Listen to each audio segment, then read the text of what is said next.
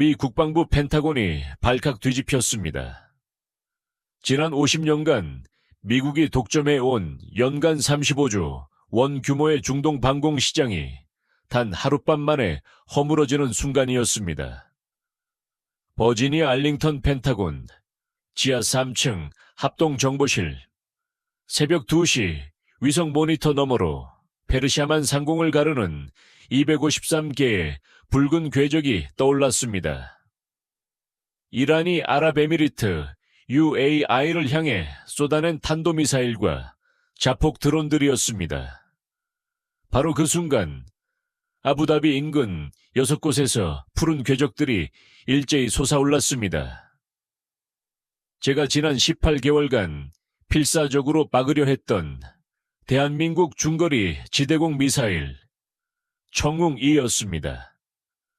푸른빛이 붉은빛을 덮치는 순간 화면 속 위협들은 기계처럼 정교하고 무자비하게 소멸해 갔습니다. 저게 정말 한국 무기인가? 곁에 있던 중동사령부 연락장교의 경악 섞인 중얼거림에도 저는 입을 뗄 수 없었습니다. 요격률 98.0%, 253, 기중 248기 요격. 미국 패트리어트의 최고 기록마저 뛰어넘은 그 경이로운 숫자 앞에서 제 28년의 경력이 산산조각 나는 소리가 들렸습니다. 손바닥엔 땀이 배었고 심장이 얼어붙는 듯 했습니다. 아부다비 1,000만 시민의 목숨을 구했다는 안도감 이면에는 미 방산 역사상 가장 치욕적인 밤이 시작되었다는 공포가 자리하고 있었습니다. 불과 2주 전 상원군사위원회에 한국 방공망은 실전 검증이 안 됐으며 중동엔 패트리어트가 유일한 대안이라고 단언했던 제 서명든 보고서가 뇌리를 스쳤기 때문입니다. 저는 미 국방부 안보협력국 DSCA 부차관보를 지낸 마이클 브레넌입니다. 28년간 180조 원 규모의 무기를 중동에 팔아치우며 로비와 뒷거래, 협박마저 마다하지 않던 중동의 세일즈맨이었습니다. 사우디의 F-15, 쿠웨이트의 아파치, UAE의 패트리어트 등 중동의 하늘을 미국 무기로 뒤덮은 것이 바로 제 작품이었습니다. 할아버지는 로키드 마틴 창립 멤버였고 아버지는 레이시온의 부사장이었던 3대째 방산 가문 출신. 제게 미국 무기를 사면 동맹이고 아니면 잠재적 위협이라는 아버지의 가르침은 곧 절대적인 신조였습니다. 전 세계 미국 무기 수출의 40%를 차지하는 거대한 중동 시장. 그 중에서도 연간 12조 원에 달하는 방공망 시스템에서 러시아의 S-400 같은 견제가 있었음에도 우리는 스스로를 대체 불가능한 존재라 여겼습니다. 그 50년의 오만이 산산이 부서지고 대한민국의 압도적인 기술력 앞에 미국이 무릎을 꿇기까지 걸린 시간은 단 하룻밤에 불과했습니다. 당시 중동 방공 시장은 완벽한 미국의 동무대였습니다. 러시아의 S-400을 도입하려던 튀르키예가 미국의 제재로 F-35 전투기 프로그램에서 쫓겨난 선례는 중동 국가들에게 훌륭한 공포의 교보제였습니다. 압도적 성능을 자랑하는 이스라엘의 아이언돔 역시 정치적 이유로 아랍 국가엔 수출되지 않았습니다. 50년간 시장 점유율 89%, 나머지 11%조차 유럽제 단거리 무기의 몫이었습니다. 이 견고한 성벽 안에 감히 한국이 끼어들 틈은 없다고 맹신했습니다. 제 오만이 흔들리기 시작한 건 3년 전의 주간 브리핑이었습니다. 부하 직원 제이슨이 UAE가 한국의 중거리 지대공 미사일 청웅2에 관심을 보인다고 보고했을 때 저는 콧방귀를 꼈습니다. 사거리 40km의 다중 표적 교전. 실전 기록도 없는 카탈로그 속 장난감일 뿐이야. 한국은 삼성 반도체나 만들라고 해.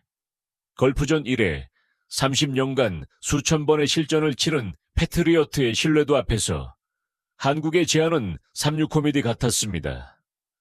하지만 석 달 뒤 코미디는 악몽으로 돌변했습니다.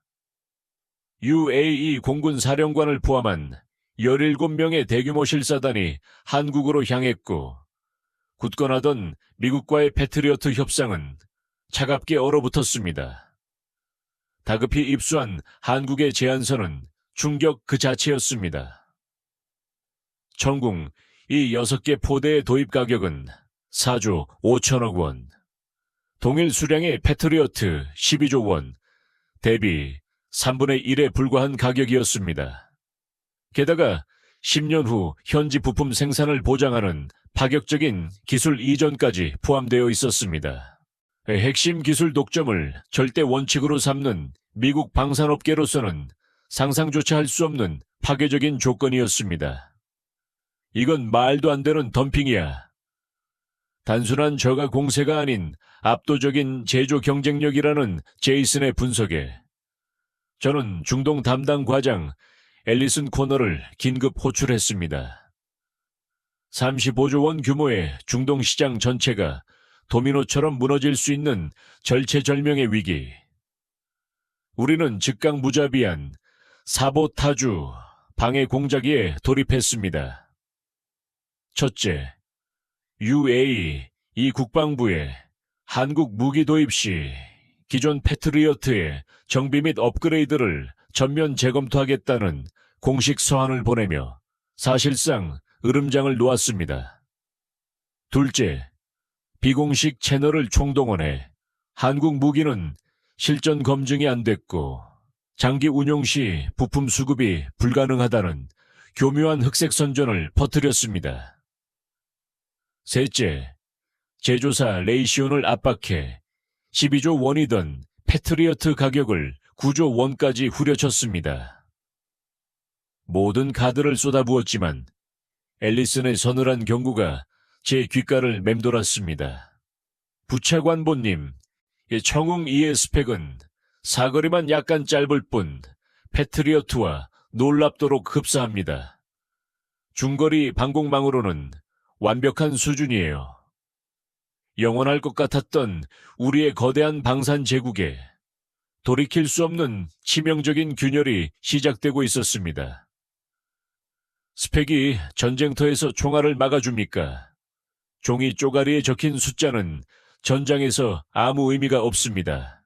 저는 부하 직원의 입을 단호하게 막아섰습니다. 패트리어트는 30년간 피와 화염 속에서 증명된 무기였습니다.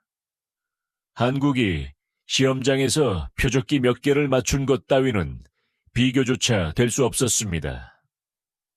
자주포나 전차라면 모를까, 레이더 기술과 유도 알고리즘, 전자전 대응 능력이 집약된 방공망은 수십 년의 축적이 필요한 신성한 영역이었습니다.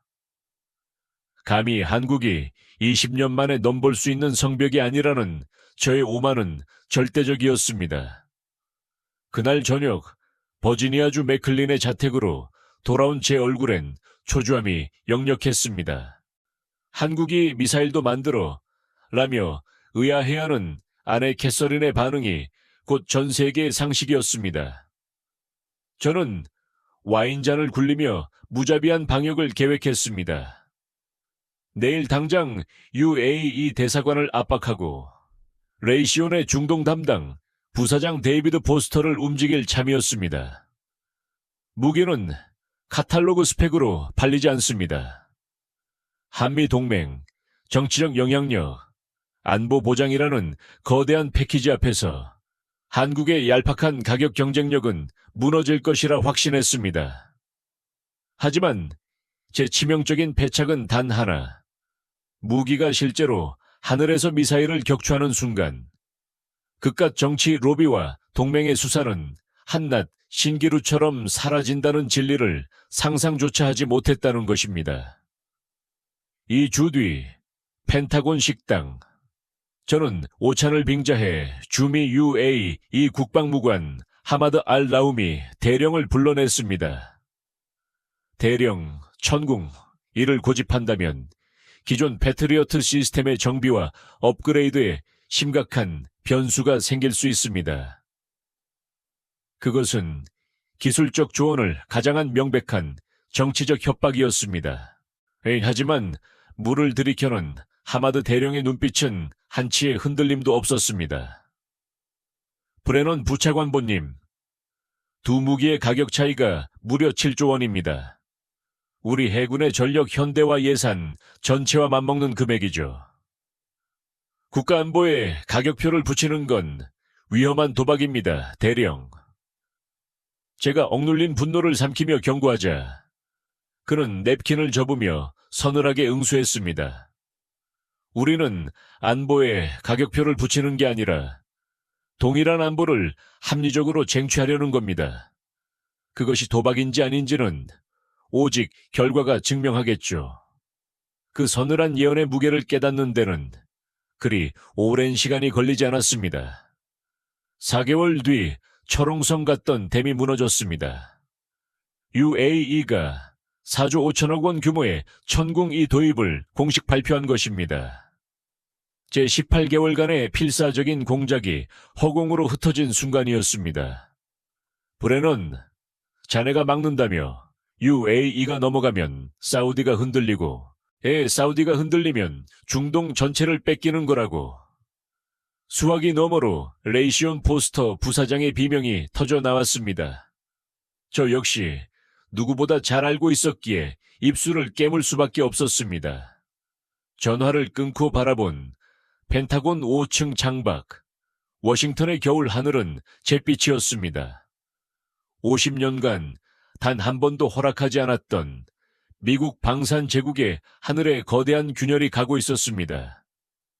그럼에도 저는 남은 자존심을 긁어모아 가장 비참한 희망에 매달렸습니다. 한국의 무기가 실전에서 처참히 실패하기를. 그래서 모든 것이 다시 제자리로 돌아오기를. 실전. 오직 실전만이 정답이었습니다. 그리고 저는 한국 무기가 실전에서 성공할 확률을 단 1%도 믿지 않았습니다. 그 알량한 1%가 훗날 요격률 98%라는 끔찍한 성적표로 돌아올 줄은 꿈에도 모른 채 말입니다.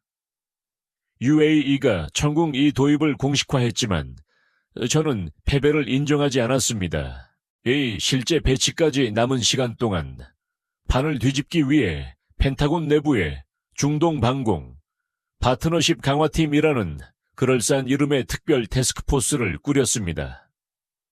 실상은 한국 방산 견제 및 사보타주 전담팀이었습니다. 앨리슨 코너 과장을 필두로 레이시온 기술고문, 국무부 외교관, CIA 중동 분석관 등 정계 요원 8명을 아부다비에 상주시켰습니다. 표면적 임무는 동맹국의 방공망 지원이었으나 진짜 목표는 3가지였습니다.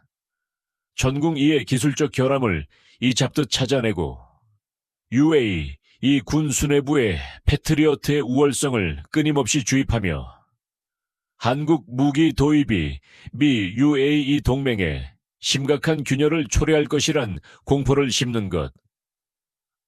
앨리슨, 어떤 사소한 결함이라도 발견 즉시 보고해. 그리고 UAE 군 실무진 사이에 천궁2에 대한 불신이 싹 트도록 은밀히 합동훈련을 주도해. 아부다비 파견 전날 밤 제 지시에 고개를 끄덕이던 앨리슨이 조심스레 입을 열었습니다. 부차관보님, 만약 이 천궁2가 정말 압도적인 무기라면 어떡하죠? 그런 일은 없어. 저는 단호하게 잘라 말했지만 텅 빈 펜타곤 주차장을 내려다보며 그 말을 속으로 수없이 되뇌어야 했습니다. 70년간 축적된 미국의 방공기술을 고작 20년 남짓한 한국이 뛰어넘는다는 건 역사를 부정하는 일이었으니까요. 하지만 아부다비에 도착한 앨리슨의 첫 보고는 제 심기를 긁어놓기에 충분했습니다. 한화 에어로스페이스 소속 김도현 수석연구원이 이끄는 130명의 한국 기술진은 아랍어를 미리 공부하고 와 현지 실무진과 직접 소통하며 환심을 사고 있다는 것이었습니다. 아랍어 몇 마디 한다고 미사일 성능이 올라가나 감정에 휘둘리지 말고 기술의 허점을 파고들어. 제가 쏘아붙이자 앨리슨이 한숨을 쉬며 덧붙였습니다.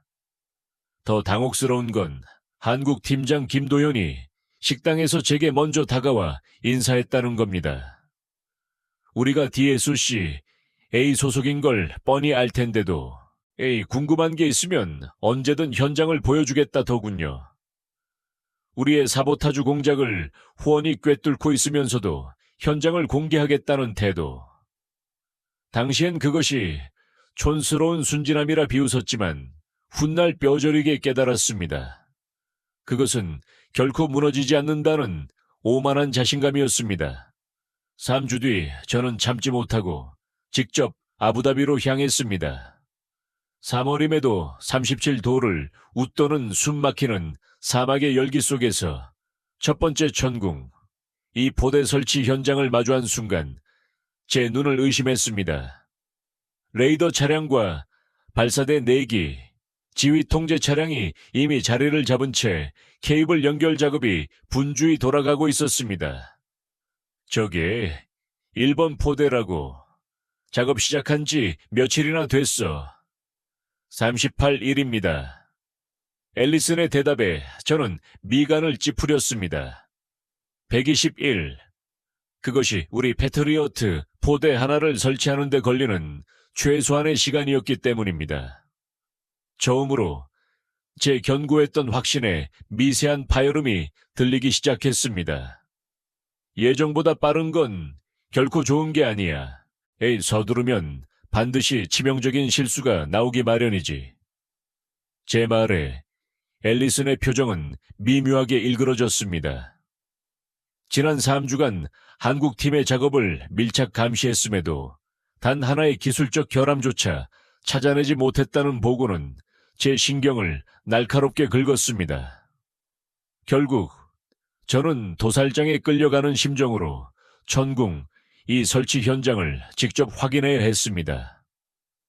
섭씨 37도를 웃도는 3월의 사막 한가운데 안전모를 쓴 채 그을린 얼굴과 거친 손등을 한 한국 팀장 김도현 수석연구원이 저를 맞았습니다. 유창한 영어로 현장을 안내하겠다는 그의 태도에서 현장 노동자 특유의 강인함이 배어나왔습니다. 저는 서늘한 미소를 띠며 준비해둔 날 선 질문을 던졌습니다. 김 수석, 이란이 강력한지 PS 교란을 시도할 텐데 전국 2의 전자전 대응 능력은 어느 수준입니까? 그는 제 눈을 똑바로 응시하며 담담히 받아쳤습니다. 전국 2 레이더는 능동 위상 배열 AESA 방식입니다.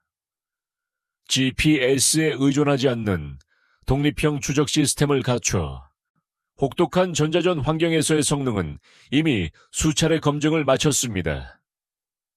기술적으로 완벽한 방어였습니다. 저는 즉시 다른 각도로 찔러 들어갔습니다. 하지만 실전 데이터가 전무하지 않습니까? 시험장과 피비린내 나는 전장은 다릅니다. 맞습니다. 아직 실전 데이터는 없습니다. 순간 제 입가에 회심의 미소가 번졌으나 그의 다음 말에 굳어버리고 말았습니다. 하지만 실전 데이터가 없다는 건 실패 데이터도 없다는 뜻이죠. 걸프전 당시 패트리어트의 공식 발표 요격률과 실제 성과 사이에는 꽤 큰 간극이 있었던 것으로 압니다만 미국 방산업계의 공공연한 금기이자 뼈아픈 영린, 미 의회 조사에서조차 90%라는 정부 발표가 허구였음이 드러난 그 수치스러운 진실을 한국의 기술자가 제 면전에서 헤집어 놓은 것입니다. 그건 30년 전 이야기요. 제가 차갑게 응수하자 그는 조용히 쐐기를 박았습니다.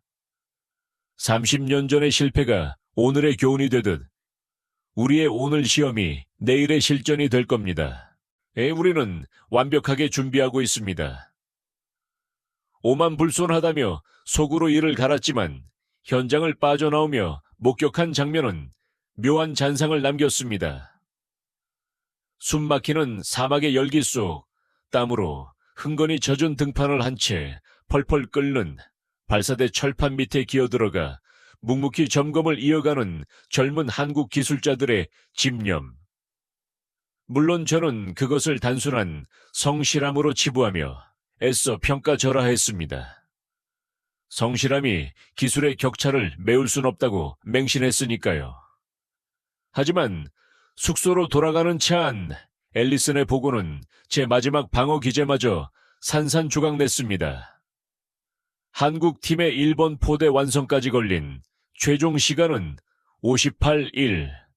덧붙여 UAE 측의 검수 결과 전 항목 무결점 통과입니다. 패트리어트의 절반도 안 되는 시간에 기술적 하자율 제로. 사막의 붉은 석양을 멍하니 바라보며 저는 거대한 재앙이 다가오고 있음을 직감했습니다. 아부다비에서 워싱턴으로 돌아오자마자 레이시온의 중동 영업 총괄 데이비드 포스터 부사장과 긴급 회동을 가졌습니다. UAE는 내줬지만 사우디만은 사수해야 해. 빈살만 왕세자가 미국 무기를 선호한다 해도 청웅 이의 파괴적인 가성비는 실무진을 뒤흔들 수 있어. 제 조조함에도 데이비드는 태연히 스테이크를 썰며 고웃음 쳤습니다. 브레넌, 진정해. 한국 무기가 아무리 싸고 번지르르해봐야 실전에서 한번 삑살이 나면 그걸로 끝이야. 실전 한 방이면 모든 게 원래 자리로 돌아온다고. 바로 그것이 문제였습니다. 한국 무기가 실전에서 실패할 것이라는 오만한 기대. 그것만이 우리 방산 제국을 지킬 유일한 동아줄이 되어버린 비참한 현실 말입니다.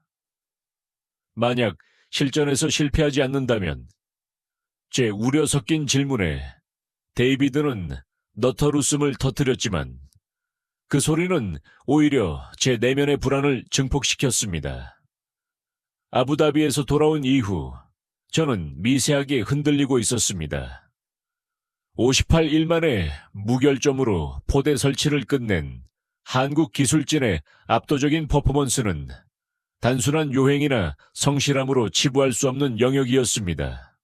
하지만 저는 애써 흔들리는 이성을 억누르며 실전 경험의 부재라는 단 하나의 팩트에 필사적으로 매달렸습니다. 그러나 석 달 뒤 앨리슨의 정기 보고는 제 마지막 희망마저 무참히 짓밟았습니다. 부차관보님, 6개 포대 설치가 전면 완료되었습니다. 당초 14개월로 예상했던 일정을 무려 5개월이나 앞당긴 9개월 만입니다. 게다가 UAE의 최종 검수 결과는 중대 결함 제로. 이어진 미 공군 주도의 모의 요격 훈련 결과는 더 충격적이었습니다. 단도미사일 궤적을 흉내낸 24기의 표적기 중 23기 요격, 성공 95.8%. 더욱 저를 경악게 한 것은 미 공군 방공 분야 최고 권위자인 존 프레스턴 대령의 평가 메모였습니다. 패트리어트 P, AC, 3과 동등하거나 일부 상회. 특히 다중 표적 처리 속도가 인상적이며 반응 시간은 패트리어트 대비 무려 1.5초 빠름. 초속 2km로 날아드는 미사일 앞에서 1.5초는 생사를 가르는 3km의 차이이자 영혼과도 같은 시간입니다. 저는 덜덜 떨리는 손으로 보고서를 서랍 깊숙이 쳐박았습니다.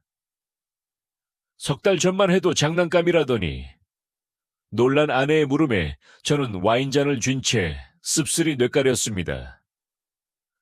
장난감은 아니야. 하지만 실전은 다르니까. 실전만 벌어지면 모든 게 제자리로 돌아올 것이라는 비참한 주문을 외우며 저는 더러운 진흙탕 싸움도 마다하지 않았습니다. 의회와 싱크탱크의 한국 방공망의 약점을 교묘히 과장한 비공식 흑색 문건을 살포하다 한국 대사관의 공식 항의를 받고 국방부 법률고문실의 경고까지 들었지만 35조 원짜리 전장에 동맹 따윈 없었습니다. 그리고 마침내 운명의 그날이 당도했습니다. 워싱턴 시각 일요일 오후 5시 27분 상원 군사위 보고서를 다듬던 제게 펜타곤의 긴급 회선이 울렸습니다. 부차관보님, 즉시 합동정보실로 복귀하십시오. 이란이 200기 이상의 대규모 미사일 공격을 개시했습니다. 심장이 터질 듯 요동쳤습니다. 맥클린 자택에서 펜타곤까지의 거리를 18분 만에 주파해 지하 3층 합동정보실 문을 박차고 들어간 순간 숨막히는 열기와 팽팽한 긴장감이 저를 덮쳤습니다. 대형 스크린 4개를 가득 채운 붉은 궤적들. 제가 그토록 갈구하고 저주했던 실전의 막이 오르고 있었습니다. 브레넌, 이쪽이야. 합동정보실 메인 스크린 앞. 중동사령부 연락장교 프랭크 달 대령이 다급히 저를 불렀습니다. 위성 영상 속 이란 서부 내륙은 붉은 점들로 들끓고 있었습니다. 이란 혁명수비대의 대규모 보복 공격이야. 탄도미사일 112기, 순항미사일 87기, 샤이드 자폭 드론 54기 등 총 253기 발사. 그중 73기가 정확히 UAE, 아부다비 상공을 찍고 들어가고 있어.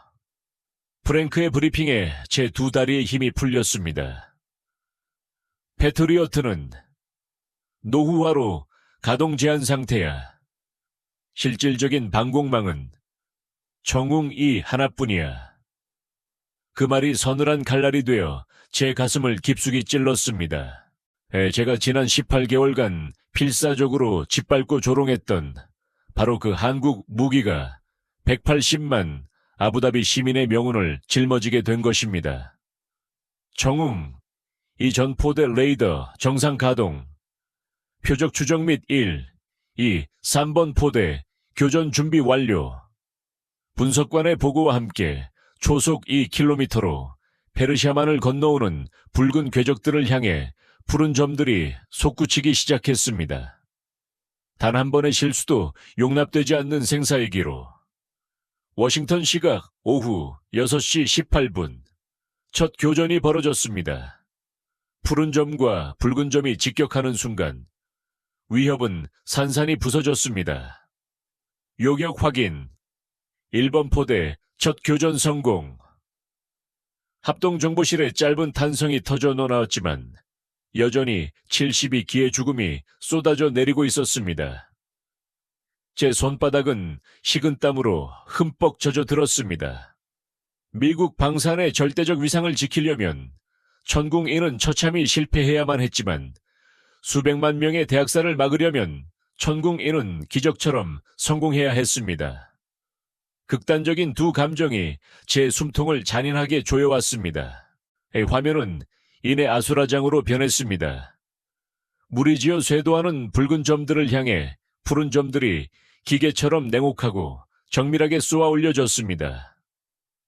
이거 진짜 되는 물건이었어. 프랭크 대령이 넋을 잃고 중얼거리는 사이 상황은 극한으로 치달았습니다. 4번 포대 12기 동시 다중 접근. 한 개 포대가 12기의 미사일을 한치의 오차 없이 동시에 막아내야 하는 절체절명의 위기. 패트리어트로조차 장담할 수 없는 실전 기록상 전무후무한 짐승 같은 교전이었습니다. 숨소리조차 멎은 펜타곤 지하 3층에서 천궁인은 미친 듯한 속도로 불을 뿜었습니다. 8초 만에 4기 요격, 15초 만에 8기 요격, 23초 만에 11기 요격, 그리고 도심 외곽으로 곤두박질 치던 마지막 남은 한 기마저 2초 뒤 지도상에서 영원히 지워졌습니다. 오 마이 갓. 브레넌 12기를 단 23초 만에 전부 쓸어버렸어. 이건 패트리어트도 장담 못하는 미친 스펙이라고. 프랭크의 경악에 저는 입술만 바짝 타들어갈 뿐 아무런 대답도 할 수 없었습니다. 하지만 진정한 재앙은 워싱턴 시각 오후 7시 3분, 아부다비 시각 새벽 3시 3분에 들이닥쳤습니다. 긴급 탄도미사일 22, 기동시 접근. 전 기체 아부다비 도심을 향해 급강하 중. 예상 착탄 시간 137초. 단 2분 17초. 뒤면 180만 명의 시민이 잠든 아부다비 시내가 거대한 불바다로 변하게 될 끔찍한 카운트다운. 합동정보실은 거대한 공동묘지처럼 정막에 휩싸였고 22개의 붉은 사신들이 일직선으로 꽂히며 아부다비를 겨냥했습니다. 그 순간 천궁 2의 1, 2, 3번 포대가 동시에 마지막 교전을 알리며 솟아올랐습니다. 푸른 궤적들이 거대한 소나기처럼 밤하늘로 솟구쳤습니다. 붉은 점들이 하나둘 소멸하기 시작했습니다. 30초 경과, 8기 요격, 60초 경과, 15기 요격, 90초 경과, 20기 요격, 남은 시간 47초, 미사일 2기. 저는 무의식 중에 두 주먹을 불끈 쥐었습니다. 미국 무기의 우월성을 증명하기 위해 그토록 한국 무기의 실패를 저주했던 제가 지금 이 순간만큼은 그 빌어먹을 천궁 2의 성공을 간절히 기도하고 있었습니다. 105초 경과, 21기 요격, 마지막 1기, 아부다비, 시내까지 거리 14km. 마지막 푸른 점이 솟아오르고 3초 뒤 화면에서 마지막 붉은 사신이 영원히 지워졌습니다. 22기 전 기체 요격 완료. 그 순간 펜타곤 지하 3층 합동정보실이 폭발했습니다. 책상을 내리치는 환호성 속에서 저는 프랭크 대령의 젖은 눈가를 똑똑히 보았습니다. 제가 그토록 사보타주하며 짓밟으려 했던 바로 그 한국 무기가 180만 명의 아부다비 시민을 지옥불에서 건져낸 것입니다. 저는 그 자리에 못 박힌 듯 서서 화면만 멍하니 응시했습니다. 워싱턴 시각 오후 8시 47분. 마지막 이란 발사체가 레이더에서 사라지며 모든 교전이 종료됐습니다. 최종 결과 보고합니다. 영공 진입 적대 발사체 총 253기, 정웅 2교전 248기, 요격 성공 248기, 나머지 5기 중 3기는 영공 이탈, 2기는 이스라엘 방공망 교전 구역 중복 처리, 정웅 2 자체 요격 실패율 0%, 전체 기준 요격률 98.0%. 3초간 합동정보실에 죽음 같은 정적이 흘렀습니다. 쏜 것은 단 한 발도 빗나가지 않았다는 경이로운 전과 브레넌, 패트리어트 최고 실전 기록이 몇 %지? 프랭크의 떨리는 물음에 저는 입술만 깨물었습니다. 최상의 조건에서 패트리어트 PAC 3이 세운 공식 최고 요격률은 약 95%. 한국 무기는 첫 실전에서 미국 방산의 역사를 무참히 짓밟고 98%라는 전무후무한 기록을 쓴 것입니다. 충격은 끝나지 않았습니다. 참고 데이터입니다. 천궁 2의 표적 포착 후 발사까지 평균 4점 2초, 요격까지 평균 11.7초. 이는 패트리어트 공개 수치 대비 약 2초나 빠른 반응 속도입니다. 모의 훈련에서 1.5초 빨랐던 반응 속도가 피말리는 실전에서 오히려 2초로 단축되었다는 사실은 제28년의 맹신을 밑바닥부터 붕괴시켰습니다. 할아버지와 아버지, 그리고 저로 이어진 3대째 방산 가문의 자부심. 미국 무기가 세계 최고라는 그 견고한 28년의 종교가 단 하룻밤 만에 잿더미가 되었습니다.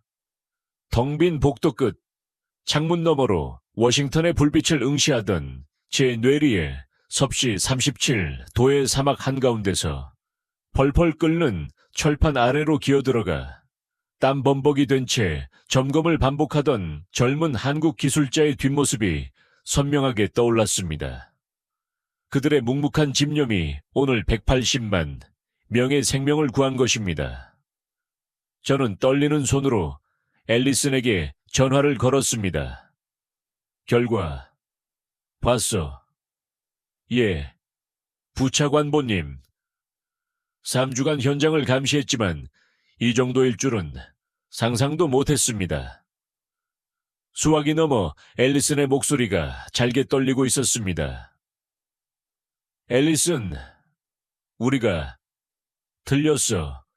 그녀의 억눌린 흐느낌만을 뒤로한 채 전화를 끊고 집으로 돌아온 시간은 새벽 2시. 무슨 일이야?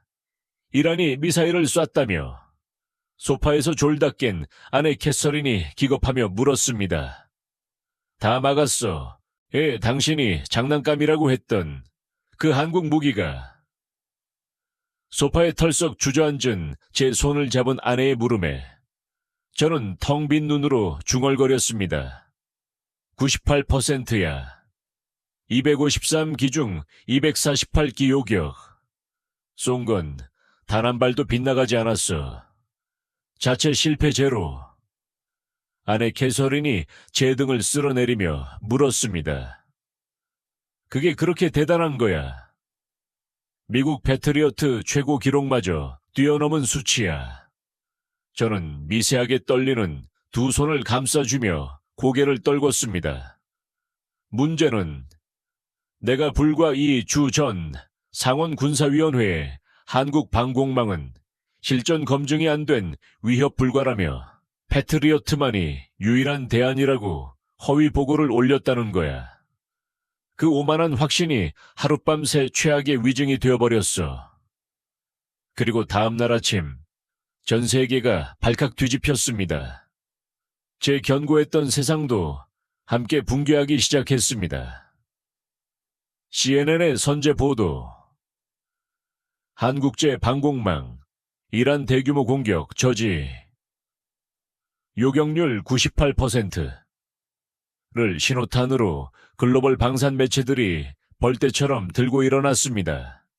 영국 제임스 디펜스 위클리는 기존 패트리어트와 아이언돔을 모두 상회하는 역사상 최고 요격률이라 극찬했고, 프랑스 르몽드는 50년간 이어진 미국 독점 중동 시장의 판도가 하룻밤 만에 붕괴했다고 선언했습니다. 심지어 일본 요미우리 신문마저 아시아 방산의 새 시대를 연 쾌거이자 자위대 방공망의 재검토가 불가피한 충격이라며 한국의 압도적 기술력을 인정했습니다. 하지만 제 숨통을 완전히 끊어놓은 건 중동의 맹주, 사우디아라비아의 발표였습니다. 사우디 국방부, 한국 천궁, 이도입 공식 검토 착수, 8개 포대, 예상 규모 8조 원. 제가 가장 끔찍하게 여겼던 도미노 붕괴가 현실이 된 순간, 저는 이성을 잃고 책상을 내리쳤습니다. 브레넌, 사우디 뉴스 봤어. 사우디가 넘어가면 카타르, 쿠웨이트, 오만까지 전부 초토화야. 실전에서 뻥났어야 할 무기가 98%라니 이게 대체 말이 되냐고. 레이시온의 데이비드 포스터 부사장이 비명을 질렀지만 저는 아무 대답도 할 수 없었습니다. 위성이 증명한 팩트 앞에서 미국의 변명은 초라할 뿐이었습니다. 사우디에 이어 이라크 4개 포대 3조 5천억 원, 쿠웨이트 5만까지. 단 3일 만에 중동 5개국이 천궁 2의 줄을 서며 합산 예상 규모만 20조 원을 돌파했습니다. 미국이 삼켰어야 할 거대한 후가 제가 막지 못한 단 하나의 UA 이 계약을 시작으로 블랙홀처럼 한국으로 빨려 들어가고 있었습니다. 브레넌 상원군사위원회에서 비공개 청문회를 연다더군. 자네한테 증인 출석 요구서가 갈 거야. 복도에서 마주친 프랭크 대령의 귀띔에 제 심장은 나락으로 곤두박질 쳤습니다. 주제는 미국 중동 방공 시장 경쟁력 약화 원인 분석. 불과 2주 전 제가 친필 서명에 배포했던 비방 문건 한국 방공 시스템의 구조적 한계가 이제는 저를 파묻을 완벽한 무덤이 되어 돌아온 것입니다. 열흘 뒤 러셀 상원 빌딩 216호실.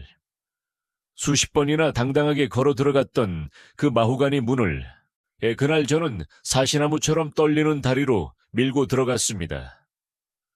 방산 문제에 정통한 퇴역 해군 대령 출신 리처드 스톤 위원장을 필두로 12명의 상원 의원이 칼을 갈고 있었습니다. 맞은편엔 국방부 획득 차관보와 레이시온 임원들이 배석해 있었습니다.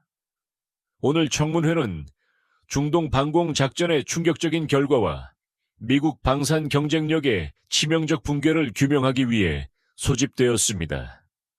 먼저 브레넌 부차관보에게 묻겠습니다. 스톤 위원장의 서늘한 개회 선언과 함께 제28년 방산 인생을 향한 무자비한 심판의 막이 올랐습니다. 리처드 스톤 위원장의 서늘한 시선이 안경 너머로 꽂혔습니다. 브레넌 부차관보, 2주 전 당신은 한국의 방공망을 실전 미검증이라 폄하하며 패트리어트만이 유일한 대안이라 보고했습니다. 결과적으로 그 보고는 완전히 틀렸군요. 당신의 전문성을 어떻게 신뢰해야 합니까? 손이 떨리지 않도록 잔을 꽉 쥐었지만 목소리까지 숨길 수는 없었습니다. 당시 가용 정보에 기반한 판단이었습니다. 판단? 아니, 그건 과장이자 왜곡 아닙니까? 다이앤 첸 의원이 한국 정부에 항의받은 비공식 문건을 테이블 위로 내던졌습니다. 이 문건을 유포한 목적이 객관적 평가입니까? 아니면 동맹의 무기 수출을 방해하기 위한 사보타주입니까? 침묵이 흘렀습니다. 변호사가 제 팔꿈치를 다급히 찔렀지만 이미 늦었습니다. 미국 방산 경쟁력 유지를 위한 조치였습니다. 동맹국을 협박하고 과장된 약점을 퍼뜨리는 게 당신이 말하는 경쟁력 유지입니까? 첸 의원의 날 선추궁에 방 안의 공기가 얼어붙었습니다. 이어서 텍사스 출신 빌 라몬드 의원이 수치를 들이밀었습니다. 포대당 패트리어트 2조 원, 천궁 7,500억 원. 가격은 3배 차인데 성능은 한국이 앞섰습니다. 납세자들에게 왜 우리가 더 비싸고 성능 낮은 무기를 동맹국에 강요했는지 어떻게 설명하겠습니까? 압박이 최고조에 달했을 때 첸 의원이 가장 뼈아픈 질문을 던졌습니다. 당신은 왜 한국을 그토록 과소평가했습니까? 왜 그들의 기술력을 비웃었죠? 저는 변호사의 재질을 뿌리치고 마침내 입을 열었습니다. 우리가 기술을 전수해준 제자가 스승을 능가할 리 없다는 오만이었습니다. 70년의 축적을 고작 20년이 이길 수 없다는 맹신. 그 판단이 저의 가장 큰 패착이었습니다. 정적이 흐르는 청문회장에 저는 마지막 사죄를 뱉어냈습니다. 또한 한국 방산을 견제하기 위해 저지른 비공식 문건 유포와 UAE에 대한 압박은 동맹의 신뢰를 훼손한 명백한 과오였습니다. 그 점에 대해 책임을 인정합니다. 스톤 위원장이 천천히 안경을 벗으며 저를 응시했습니다. 부차관보, 솔직한 답변은 감사합니다. 하지만 그 솔직함이 이미 무너진 결과를 되돌리진 못합니다. 이 위원회는 DSCA의 수출 전략 전반에 대한 즉각적인 재검토를 명령하며 당신의 거취에 대해서도 엄중한 책임을 물을 것입니다. 28년 방산 제국을 쌓아 올렸던 제 손에서 모든 권력과 자부심이 모래성처럼 빠져나가고 있었습니다. 의사봉 소리가 마치 제 방산 인생의 종을 울리는 장례식 곡처럼 들려왔습니다. 상원 군사위원회 청문회장은 제 28년 방산 인생의 장례식이었습니다. 모든 권위와 자부심이 잿더미가 된 후 저는 사직서를 던지고 워싱턴 외곽의 조용한 시골로 숨어들었습니다. 퇴직 후 2주 동안 저는 아내 캐서린과 함께 포토맥 강변을 걸으며 지난 시간을 곱씹었습니다. 내가 성공해서 한국 무기를 막았더라면 어떻게 됐을까? 그 끔찍한 상상에 등이 식은땀으로 젖어들 때마다 아내는 조용히 말했습니다. 당신이 실패해서 다행이야. 그 한마디는 웃음조차 나오지 않을 만큼 아프고도 서늘한 진실이었습니다. 나의 패배가 180만 명의 생명을 구한 셈이었으니까요. 이제 저는 평범한 일상을 살며 뉴스 속에 한국 방산을 봅니다. 사우디가 8조 원 규모의 청홍2 도입을 공식화하고 이라크와 쿠웨이트가 줄을 잇는 풍경을 보며 처음에는 분노했지만 이내 경외심이 피어올랐습니다. 저는 그들이 걸어온 20년의 무게를 다시 공부했습니다. 70년 동안 거대한 예산과 실전 경험으로 구축된 미국의 방공망. 반면 한국은 기술 이전을 거부당한 절망적인 상황에서 스스로 답을 찾아야 했습니다. 초고속 비행체를 실시간으로 추적하고 전자전 환경에서 요격하는 극한의 기술. 그들은 수천 번의 실패를 밑거름 삼아 독자적인 생태계를 만들었습니다. 사막의 40이 도 열기 속에서 땀에 젖은 작업복을 입고 철판 아래를 기어다니던 젊은 엔지니어들. 그들이 묵묵히 짊어졌던 20년의 밀도는 결코 70년의 관성으로 이길 수 있는 것이 아니었습니다. 그동안 저는 경험의 길이가 실력의 척도라 믿었습니다. 하지만 틀렸습니다. 실패를 두려워하지 않는 백지 상태의 설계는 낡은 시스템을 개량하는 것보다 훨씬 강력했습니다. 무엇보다 뼈아픈 깨달음은 이것입니다. 미국의 힘은 경쟁자를 깎아내리는 로비가 아니라 더 나은 무기를 만드는 본질에 있어야 했다는 것입니다. 그날 밤 천궁이는 국적을 가리지 않고 그곳에 있던 180만 명의 인류를 지켰습니다. 그것이 무기의 본질이자 유일한 가치였습니다. 전 직장 동료 앨리슨에게서 들은 마지막 이야기는 제 가슴을 무너뜨렸습니다. 매주 작성하던 기술 점검 보고서 맨 마지막 줄에 그들은 항상 같은 문장을 적어 넣었다고 합니다. 이 시스템은 반드시 작동해야 합니다. 우리가 없을 때 이 무기가 사람을 지켜야 합니다. 저는 28년간 시장 점유율과 수출 실적이라는 숫자로 무기를 보았습니다. 하지만 한국 기술진은 무기를 사람으로 보았습니다. 한국은 무기를 파는 나라가 아니라 그들이 묵묵히 다져온 신뢰를 팔고 있었습니다. 미국은 70년 동안 우리가 최고라고 외쳐왔습니다. 하지만 한국은 20년 동안 아무 말 없이 묵묵히 끝까지 정답을 만들어냈습니다. 그리고 어느 날 밤 말없이 253기의 위협을 막아냈습니다. 그것이 진짜 실력입니다. 저는 실패했습니다. 하지만 그 실패 덕분에 인간이 무기에 가져야 할 가장 겸허한 태도를 배웠습니다. 28년의 오만을 씻어내고 이제 저는 대한민국 방산이라는 이름 앞에 진심으로 경의를 표합니다. 제가 틀렸습니다. 한국이 맞았습니다. 그리고 그 사실을 인정하기까지 저는 너무도 오래 걸렸습니다.